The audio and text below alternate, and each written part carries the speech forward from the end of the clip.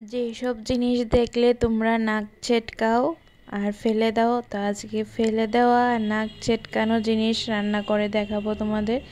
এই যে পাকা করলা আমি কেটে নিচ্ছি, দেখো পাকা করলার বীজগুলি ছাড়িয়ে কেটে নেব। তো পাকা করলা তোমরা ফেলে দাও।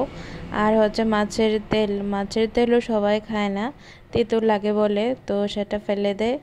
তো মাছের তেল আর তিত করলা বেগুন দিয়ে ভাজা করে দেখাবো, যেগুলি পেকে গেছে করলা।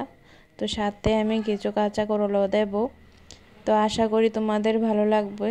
দেখো পাতলা পাতলা করে কেটে নিচ্ছি। তো হ্যালো বন্ধুরা, সবাই কেমন আছো? আশা করি ভালো আছো, আমিও ভালো আছি। নতুন একটা ভিডিওতে তোমাদের সকলকে স্বাগত জানাই। আর আশা করব তোমরা প্রথম থেকে শেষ পর্যন্ত আমার ভিডিওটা দেখবে। তো প্রথমে আমি করলাগুলো ধুয়ে বীজ ছাড়িয়ে কেটে নিচ্ছি।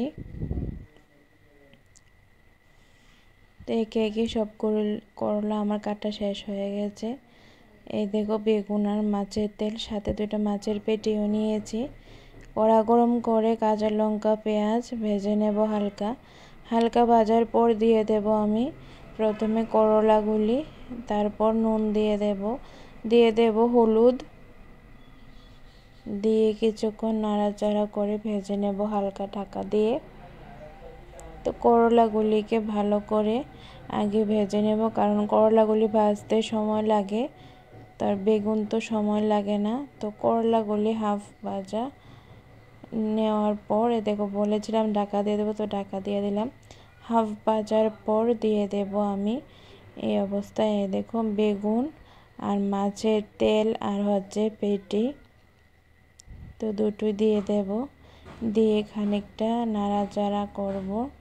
নাড়াচাড়া করে ভাজা ভাজা হওয়ার পর নামিয়ে নেব। তো গরম ভাতের সঙ্গে আমার তো খেতে খুবই ভালো লাগে, আশা করি তোমাদেরও ভালো লাগবে। তোমরাও জিনিসটা ট্রাই করে দেখতে পারো, একটা নতুন জিনিস আর ফেলে দেওয়া জিনিস দিয়ে বানালাম, তার জন্য বলছি।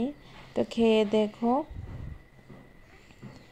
এই দেখো আস্তে আস্তে আমার ভাজাটা হয়ে আসছে। তোমার ভাজা কমপ্লিট। এই দেখো ফাইনাল লুক।